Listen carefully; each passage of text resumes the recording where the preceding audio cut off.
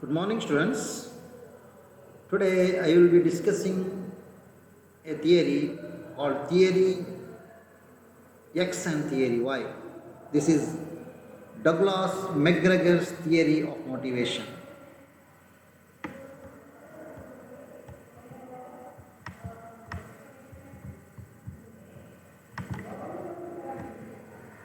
McGregor's theory X and Y. Douglas McGregor wrote a book, The Human Side of Enterprise, in the year 1960. He examined individuals' behavior at work. From this, he formulated two models of the management based on hierarchy into lower level or lower order needs and higher order needs. These theories are based on human behavior in the management. It includes the two types of the needs, that is lower level needs and higher level needs. And it concludes that there is dual aspects of human being.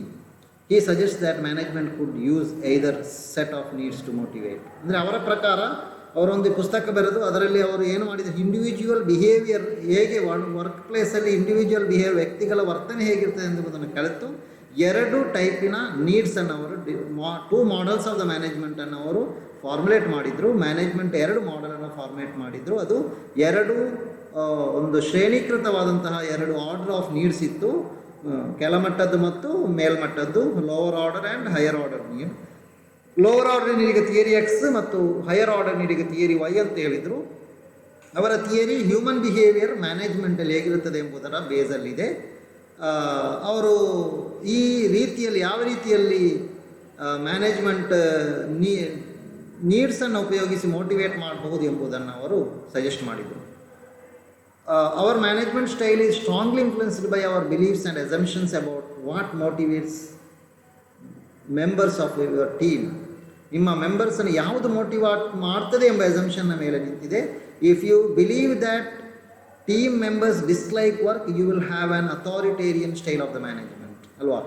Team ಮೆಂಬರ್ಸಿಗೆ ಕೆಲಸ ಮಾಡಲಿಕ್ಕೆ ಇಷ್ಟಲ್ಲ ಇಲ್ಲದಂಥವರನ್ನ ಕೆಲಸ ಮಾಡಿಸಬೇಕಾದ್ರೆ ಕೆಲವೊಂದು authoritarian style of management ಬೇಕು. On the other hand, if you assume that employees take pride in doing a job, you will tend to adopt more participation style. Participation ಸ್ಟೈಲನ್ನು ಎಲ್ಲಿ ನಾವು ಅಡಾಪ್ಟ್ ಮಾಡ್ಬೋದು ಅಂದರೆ, ಜನರಿಗೆ ಕೆಲಸ ಮಾಡುವುದೇ ಒಂದು ಹೆಮ್ಮೆ ಅಂಥವರಿಗೆ ನೀವು ಅಥಾರಿಟಿ ತೋರಿಸಿದ್ರಾಗಲ್ಲ, ಪವರ್ ತೋರಿಸಿದ್ರಾಗಲ್ಲ.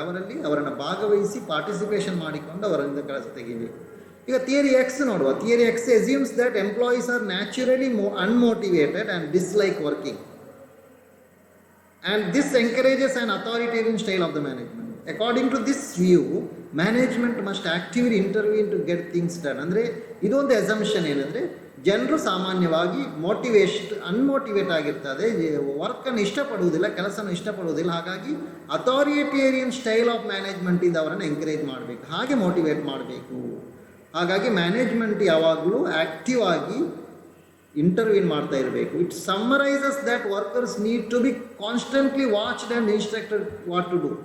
ಕೆಲಸ ಹೇಗೆ ಮಾಡಬೇಕು, ಯಾವ ರೀತಿ ಮಾಡಬೇಕೆಂಬ ಬಗ್ಗೆ ಅವರನ್ನು ವರ್ಕರ್ಸನ್ನು ವಾಚ್ ಮಾಡ್ತಾ ಸೂಚನೆ ಕೊಡ್ತಾ ಇರಬೇಕು ಎಂಬಂಥ ಒಂದು ಥಿಯರಿ ಎಕ್ಸ್ನ ಅಸಂಪ್ಷನ್ ಇನ್ನೂ ಏನಂದರೆ, ಈಗ ಹೇಳಿದ ಹಾಗೆ they are lazy, dislike work, dislike responsibility, must be coerced to perform. ಈ ರೀತಿ ಏನೋ ಒಂದು ಲೇಜಿ ಪರ್ಫಾರ್ಮೆನ್ಸ್ ಮಾಡುವಂಥ ವರ್ಕರ್ಸಿಗೆ ಈ ಥಿಯರಿ ಅಪ್ಲೈ ಆಗುತ್ತೆ. ಅವರ ಕ್ಯಾರೆಕ್ಟರಿಸ್ಟಿಕ್ಸ್ ವರ್ಕರ್ಸ್ ಇದು ಹೇಗಿರ್ತದೆ ಅಂದರೆ, ಮತ್ತು ಮ್ಯಾನೇಜ್ಮೆಂಟ್ ಯಾವ ರೀತಿ ಅವರೊಟ್ಟಿಗೆ ಇರಬೇಕಂದ್ರೆ, intolerant, distant and detached, aloof and arrogant ಆಗಿರುವಂಥದ್ದು, ಶಾರ್ಟ್ ಟೆಂಪರ್, ಬೇಗನೆ ಕೋಪ ಬರುವವರು, ಇಶ್ಯೂಸ್, ಇನ್ಸ್ಟ್ರಕ್ಷನ್ಸ್, ಡೈರೆಕ್ಷನ್ಸ್, ಎಡಿಕ್ಸ್, ಈ ರೀತಿ ಇರ್ತಾರೆ management. Issues, threats to make people follow the instruction, threat ಕೊಟ್ಟು ಬೆದರಿಕೆ ಕೊಟ್ಟು ಕೆಲಸ ಮಾಡಿಸಬೇಕಾಗ್ತದೆ. ಡಿಮಾಂಡ್ಸ್ ನೆವರ್ ಆಸ್ಕ್ಸ್, ಎಲ್ಲವನ್ನ ಬೇಡಿಕೆನೆ, ರಿಕ್ವೆಸ್ಟ್ ಆಸ್ಕಿಂಗ್ ಏನಿಲ್ಲ. Does not participate, does not team build. ಅವರು ಮ್ಯಾನೇಜ್ಮೆಂಟ್ ಪಾರ್ಟಿಸಿಪೇಟಿವ್ ಸ್ಟೈಲ್ ಇಲ್ಲ, ಟೀಮ್ ಬಿಲ್ಡಿಂಗ್ ಇಲ್ಲ. ಭಾಗವಹಿಸಿ ಎಲ್ಲ ವರ್ಕರ್ಸನ್ನು ಒಟ್ಟಿಗೆ ಸೇರಿಸಿಕೊಂಡು ಕೆಲಸ ಮಾಡುವುದು ಇಲ್ಲಿ ವರ್ಕ್ ಆಗೋದಿಲ್ಲ. Unconcerned about staff welfare our morale. Staff welfare, ಯೋಗಕ್ಷೇಮ, ನೌಕರರದ್ದು ಒಳಿತು, ಅವರ ಮೊರೈಲ್, ಅದು ಯಾವುದು ಇಲ್ಲಿಲ್ಲ. Proud, sometimes to be point of self destruction. ತುಂಬ ಪ್ರೌಡ್ ಮ್ಯಾನೇಜ್ಮೆಂಟ್. ಅಥಾರಿಟೇರಿಯನ್ ಅವರು, ಒನ್ ವೇ ಕಮ್ಯುನಿಕೇಟರ್. ಮ್ಯಾನೇಜರ್ ಯಾವಾಗಲೂ ಇಲ್ಲಿ ಒನ್ ವೇ ಕಮ್ಯುನಿಕೇಟರ್, ಅವರನ್ನು ಆಲಿಸುವುದಿಲ್ಲ ಇನ್ನೊಬ್ಬರದ್ದು, ನಾನು ಹೇಳಿದರೆ ನೀನು ಕೇಳಬೇಕೆಂಬುದು. ಪುವರ್ ಲಿಸನರ್, ಕೇಳುವುದರಲ್ಲಿ ತುಂಬ ಬ್ಯಾಕ್ವರ್ಡ್. ಥಿಯರಿ ವೈ ನೋಡುವ.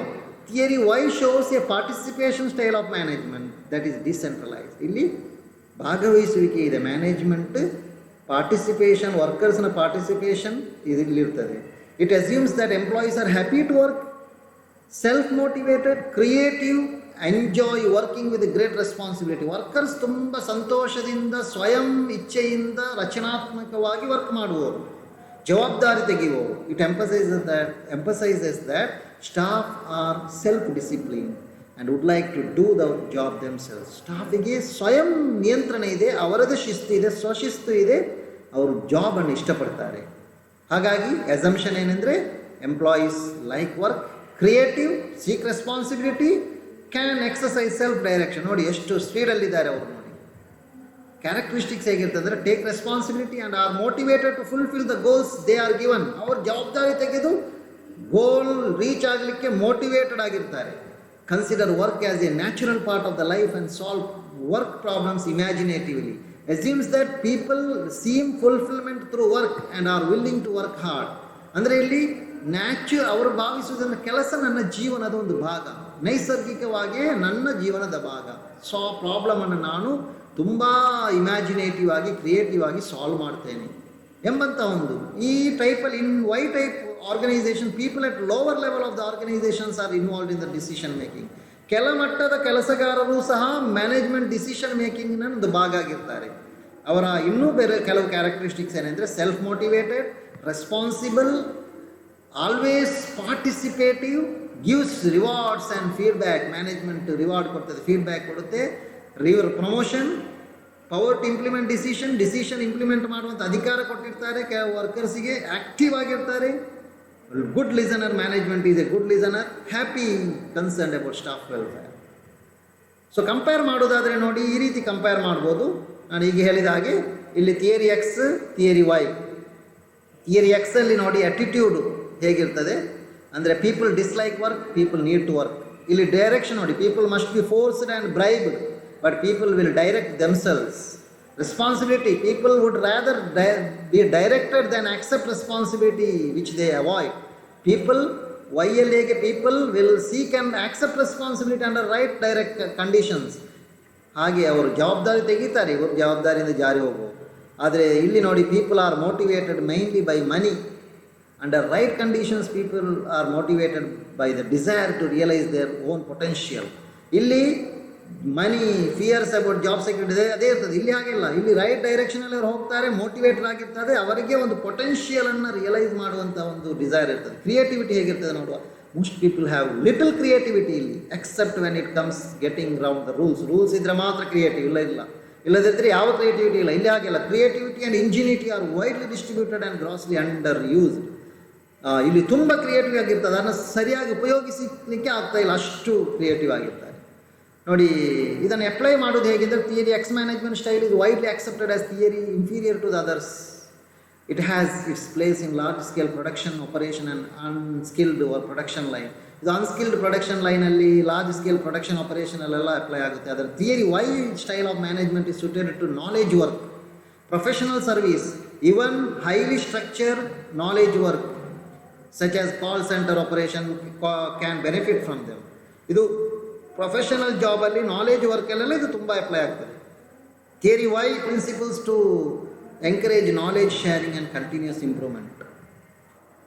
ಇನ್ನು application of hierarchy of needs to the work place, to the management and work place. ನೋಡಿ theory X ineffective management, theory Y effective management.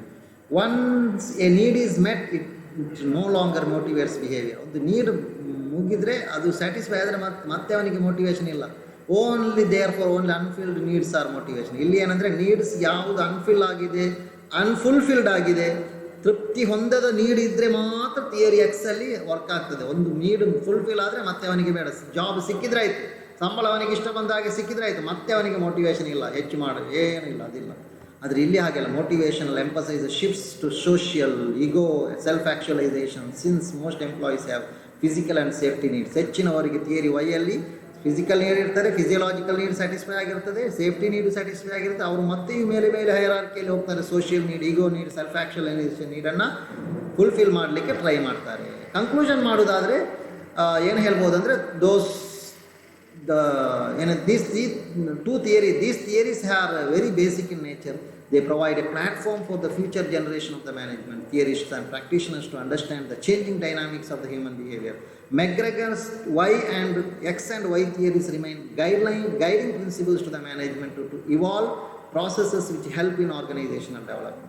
ಇದೊಂದು ಗೈಡಿಂಗ್ ಪ್ರಿನ್ಸಿಪಲ್ ಆಗಿದೆ ಮ್ಯಾನೇಜ್ಮೆಂಟಿಗೆ ಏನು ಪ್ರಾಸೆಸ್ಸನ್ನು ಡೆವಲಪ್ ಮಾಡಲಿಕ್ಕಿರುವಂಥ ಒಂದು base ಅಂತ ಹೇಳ್ಬೋದು ಅಷ್ಟೇ.